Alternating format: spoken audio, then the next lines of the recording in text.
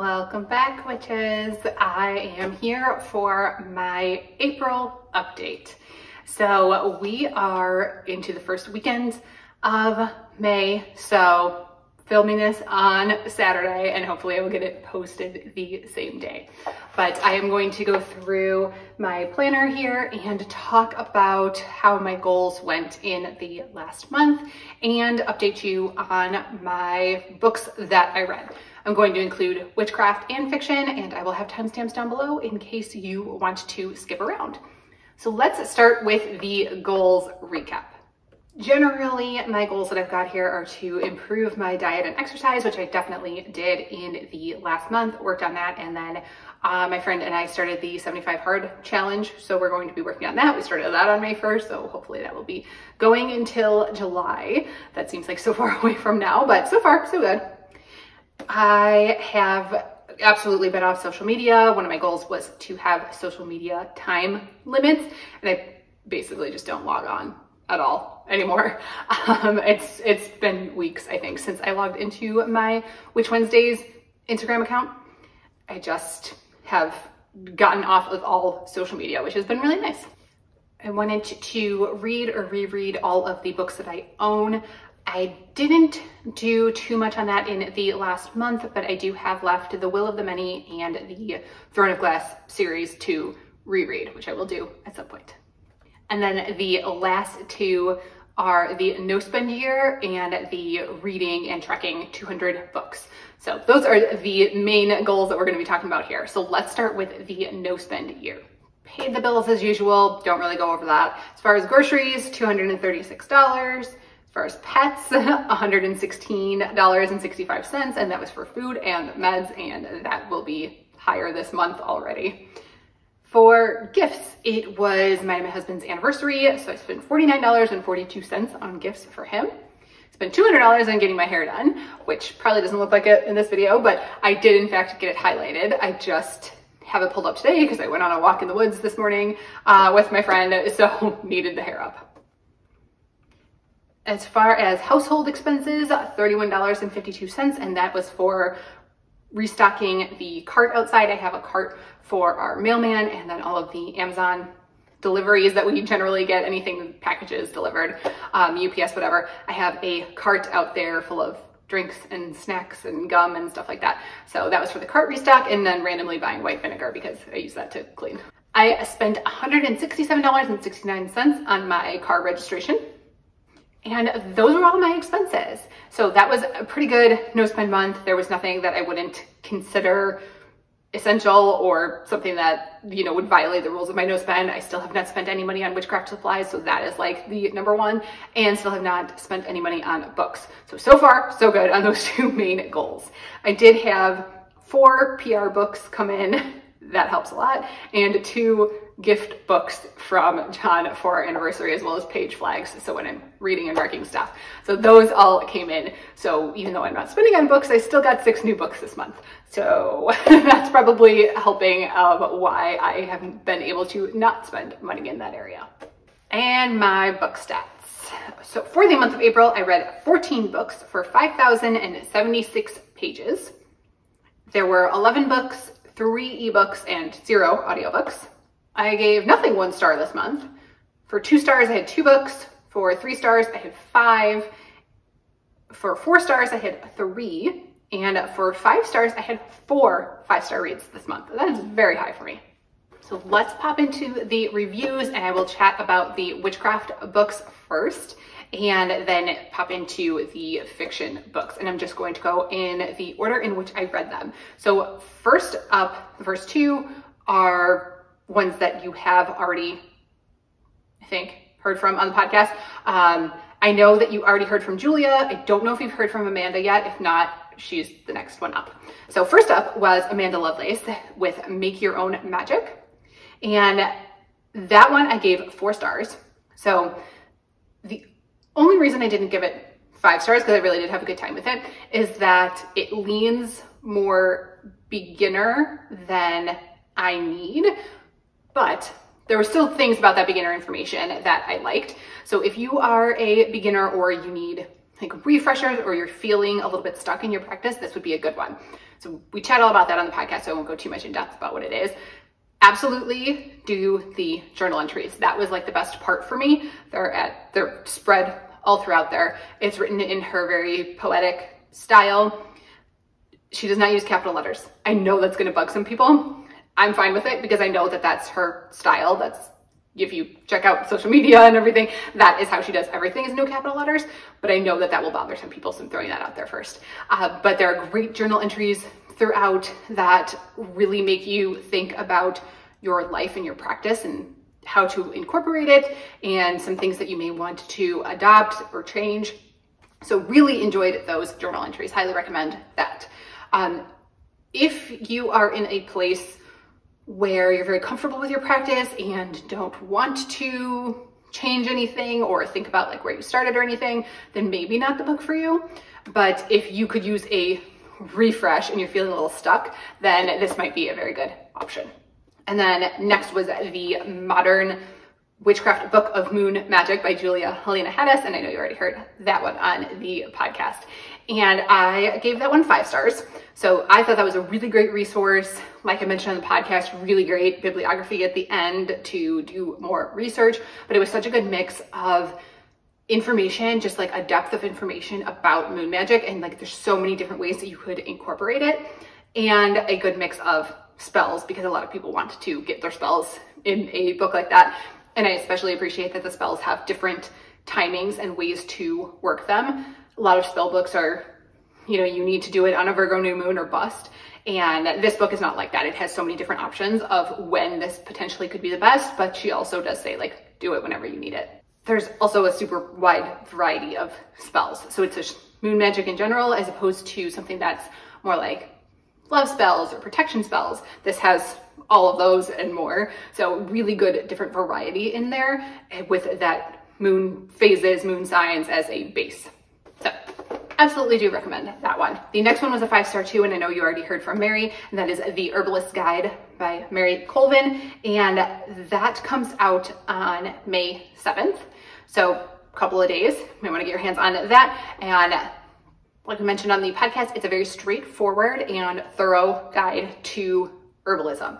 So it has like the basics in there, has a lot of great information about, you know, medical things and contraindications and like kind of knowing all that before you get started, and like lovely pages and pictures of various herbs, like the most common ones.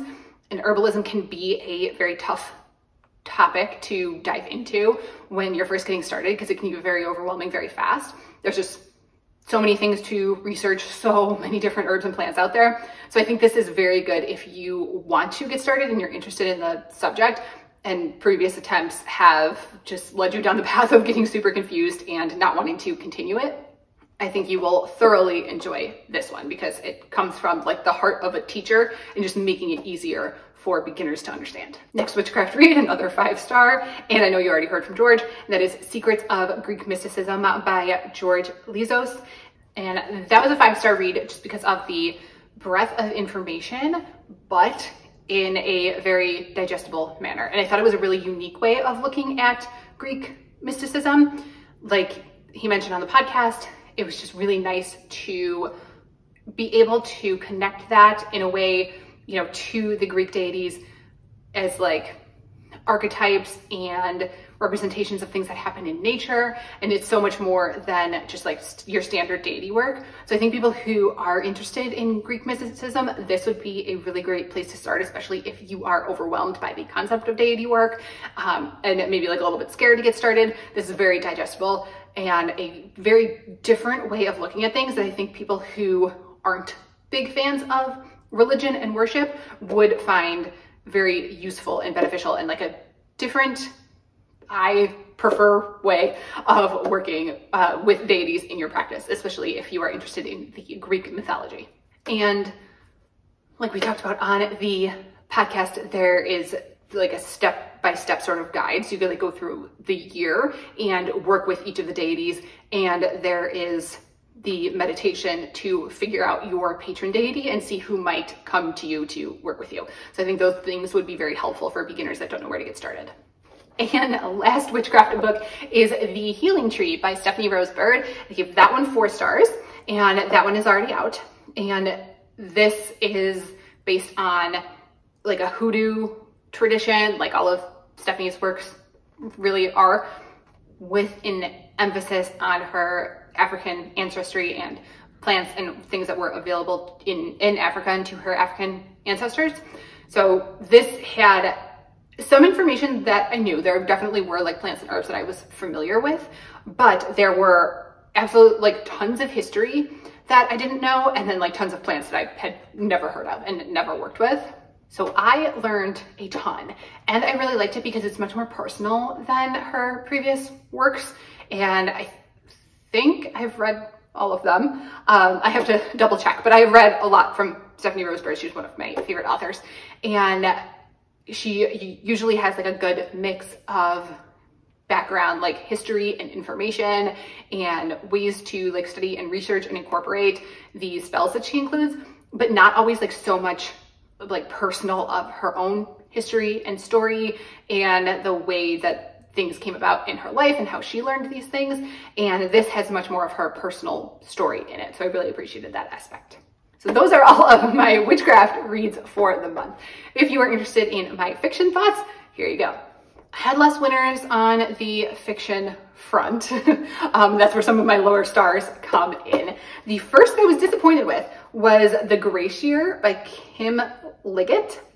And this is an older one. This came out in 2019, but I had never heard of it. And I was like, I am looking for YA dystopia that's good and have not found it. And I was hoping this would be the one. And it started very strong. It's very Handmaid's Tale, Puritans, witch hunts. I like all of those things. So when it was getting started, I was like, yes, okay, this is going to be one that I really like. But then it really started to drag. Like the plot just, it dragged like the whole like middle. And I am like a plot driven person. So I was not a fan of that. And it has one of my most hated tropes. I'm not going to ruin it for you, but it's my most hated one. So if you have read this one, you'll know exactly what it is. Can't stand it. So that made me only give the book 3 stars. And looking back, that might be a little bit generous. So the Grace year, we have these girls that are picked from this town every year. It says the men, of course, believe that women have witchcraft. They're born with it and they need to be sent off for their grace year, where they get rid of the witchcraft and it's like purged from their body. So they're basically locked in this like giant pen. And they have like a little campsite, but they don't give them anything. They like barely give them any food. They don't give them like shelter or really anything. They just sort of set them out in the wilderness.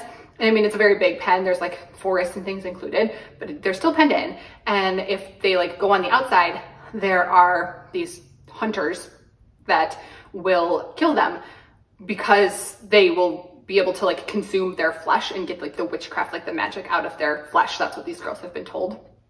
So we follow our main character who doesn't want to go, doesn't believe in this. She really doesn't think that she has magic, doesn't want to go.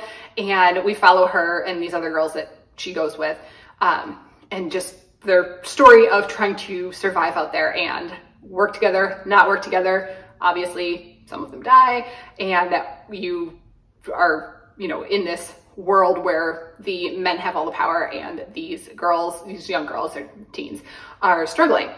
So I thought it was going to be good because I liked, you know, the witchcraft magic aspect of it, because some of them like you see that like maybe they possibly do, like there's things that they could be doing, and then some of them you're like, nah, they're just hallucinating. And so it's an interesting way of like trying to figure that out. But at the end of the day, it just dragged too much and I hate that trope. I read My Favorite Terrible Thing by Madeline Henry. That was a Prime pick. Gonna skip over it. I gave it 2.5 stars, enjoyed the first half. It was well written, but it's just not my taste and I didn't like the direction that it went after the first half. So we're just going to skip that one. Not much to talk about. 4 stars, I finally read Carrie Soto is Back by Taylor Jenkins Reid. I've read a lot of Taylor, but not all of them. I did like Evelyn Hugo better, but I still give this one 4 stars. It's great standard TJR writing. So if you're familiar with her and her style, you will probably enjoy this in some spectrum of her works. She does the complex character things really well. And this one for me was a little bit hard to read, but I think that's maybe why I gave it 4 stars. So we follow Carrie Soto, who was a tennis star back in the 70s and 80s. And now she is in the 90s and somebody is about to take over her record. So we have this like little backstory. You know, we have the flashback of what happened. She started from a really young age. Her mom died when she was young and she was trained by her dad, who was a tennis star in Cuba before moving to the States. And he trained her. They had a little bit of a falling out before her last couple of matches. She got injured, she retired, but she was on top when she retired. And now this young girl is coming and like about to steal all of her titles. So she makes the decision to come back. So it's all about her comeback after her injury, retraining with her father, and then what happens, you know, from there. She faces off against this girl. Does she win like some of her titles back? And what happens after that, and just following her story. So super interesting, tons of tennis information. So holy cow, do you learn some tennis terms in this? It's basically an entire book about tennis. So that was fun, but it was a little bit hard for me to read because of her complicated relationship with her father. My dad passed away in 2020, and we didn't, I mean, I loved my dad. We like got along really well, but we would like butt heads sometimes because, in my opinion, I'm a Scorpio, he's a Virgo, there's just headbutting there of stubbornness. And there was like a lot of parallels of how he pushed her and trained her, because my dad always really wanted me to be athletic and be good at sports because he was, and I suck at every single sport. I swear we have tried them all, tennis included, and I was just never good at anything. I can run, that's literally the only thing I can do. So anything that involves, and horseback ride, anything that involves hand-eye coordination, a ball, racket, like that is just, it's not going to happen. And that was tough for my dad. So I could see some of those parallels of when he was like trying to push her and when he was trying to like take a step back and make her like realize like what was really important in life. Lots of parallels to my own dad. So it just made the story like a little bit hard for me to read. And then of course there's stuff in the later half of the book that happens, no spoilers, but that was difficult for me as well. But overall, I still gave it 4 stars because it was a good time while I was reading it. Next up was Wildfire by Hannah Grace. 3 stars. It's cute. It's predictable. It's exactly what you expect from one of these standard booktop romances. Exactly what you were kind of like looking for in that smutty romance genre.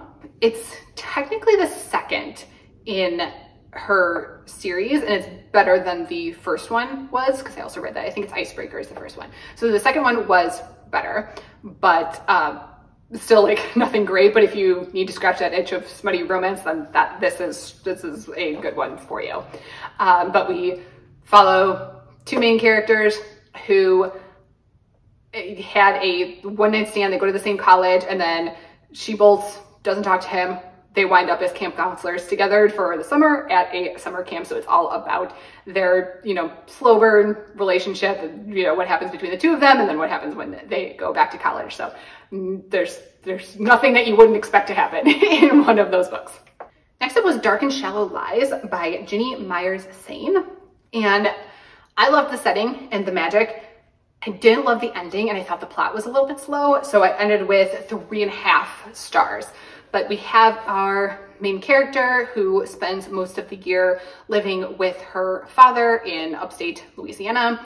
But for the summer, she comes down and lives with her grandmother. Her mom passed away. And her grandmother in this town that they're from, everybody's some sort of psychic and witch and has abilities. And in this case, unlike the Grace Year, they really do. You know that they do. It's a thing. It's, you know, tourists will come there to this backwoods swamp, Louisiana, that's impossible to get to, just to talk to these psychics that have like all of these different abilities. So our main girl comes back after finding out that her best friend from childhood died.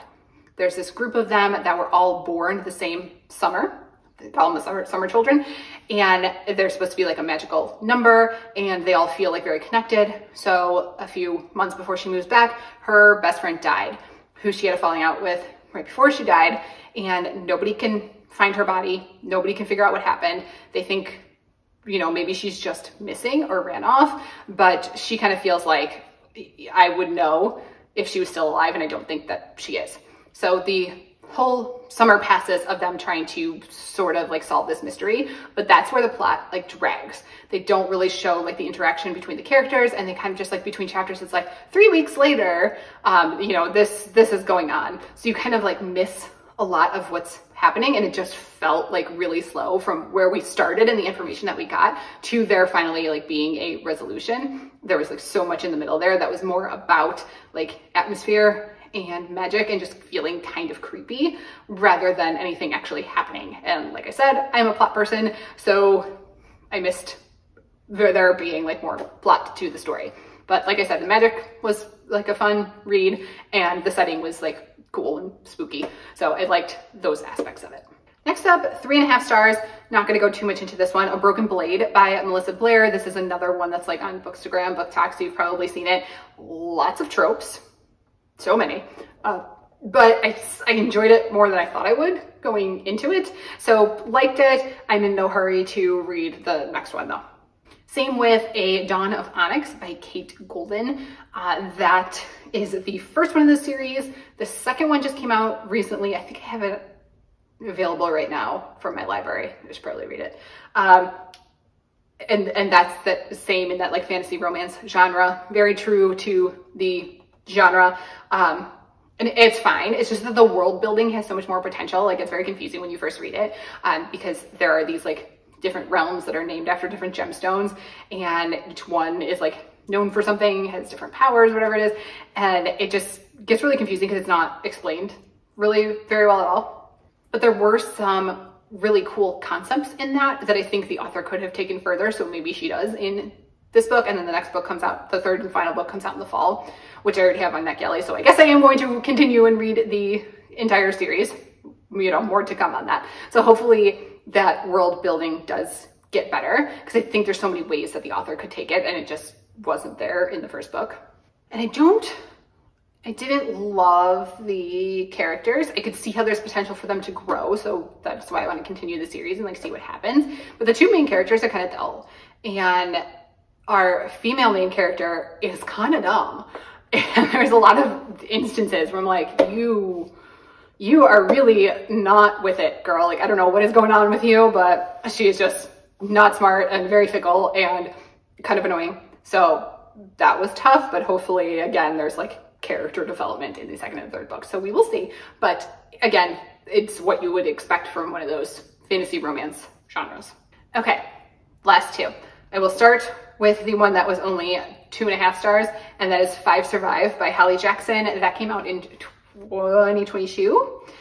And I gotta say, I guess I just don't like Holly Jackson because I have not rated any of her books very high. I read the Good Girl's Guide to Murder, and I liked it until there was something that happened, and it bothers me, and I don't want to ruin it for anyone, but if you're an animal lover, you're gonna hate it. So let's just put that out there. I hated it. So I think I'm just not a Holly Jackson fan.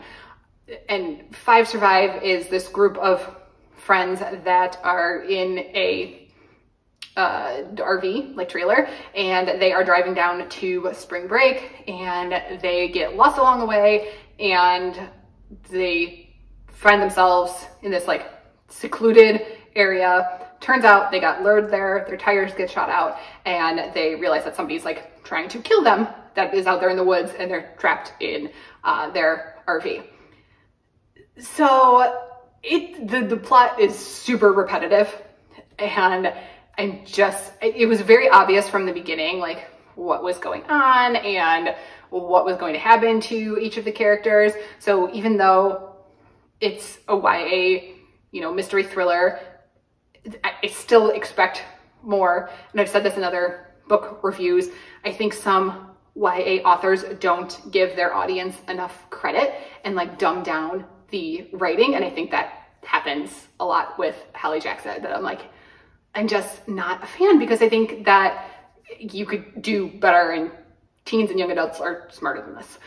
So I was not a fan, and I think I'm just done with Hallie Jackson. I was, she has a new one, something Rachel Price is out or about to be out, and I was going to read it, but I think I'm going to skip it because I just don't think I like Hallie Jackson. Sorry. And then finally, 5-star, which I'm way late to because this came out in 2006. But in my last book reviews, I talked about Tress of the Emerald Sea, and I said that I have not read any other Brandon Sanderson. And so now I'm in the world, and now I'm stuck because I read Mistborn, and it was a 5-star read. I'm so late to this. I'm not even going to go over the reviews because, like I said, it's almost 20 years old. And you either didn't know what it's about and you're in the Brandon Sanderson world, or you have no interest in it. And I had no idea that I was going to like Brandon Sanderson so much, but Mistborn was fantastic. And I'm very excited to continue with the series and the entire Brandon Sanderson world, which I looked up on YouTube, and I'm not the only one that was like, what on earth order am I supposed to read this in? Because there are not only YouTube videos dedicated to this, but Brandon Sanderson himself has put out his own video on his YouTube channel earlier this year, I think, of what order to read them in, because they are intertwined in this world that it's called Cosmere. And I read Tress of the Emerald Sea, which was a standalone, but still when I read it, I was like, maybe I would have liked it more if I had known some of the, other books and background of the world. So I'm excited to go down the list and read all of those. I'm a Brandon Sanderson fan. Who knew? But I did have a feeling I would like it because it's a fantasy, epic fantasy, which I tend to enjoy. And I love like good, fun fantasy books or fantasy books like Sarah J. Maas. I love all of those. But there is something about like epic fantasy where you really have to dive into the world, and it's much more complicated, like Game of Thrones, that I really enjoy. And Brandon Sanderson is more on that side of things. So excited to read more there. And that is all of my books. I know there was a lot of book reviews. I don't know how long it's going to take me to edit this video, so hopefully it will still be up today. But that is everything that I have for this one. Do let me know in the comments if you like the book reviews. I usually do them just solely on Patreon each month, but I might as well just include them in my April recap of my goals, because they're all sort of like tied together. And I did not have too much update on the rest of my April goals, just because everything was sort of smooth sailing, didn't spend like too much money. We just didn't do that much in April. But I was like concentrated on like not spending money and getting my like diet and exercise in order. So not too much to update other than I was working on it. And that is everything for this video. Hopefully I will see you next week. We shall see how my schedule goes. But that's everything. See you in the next one.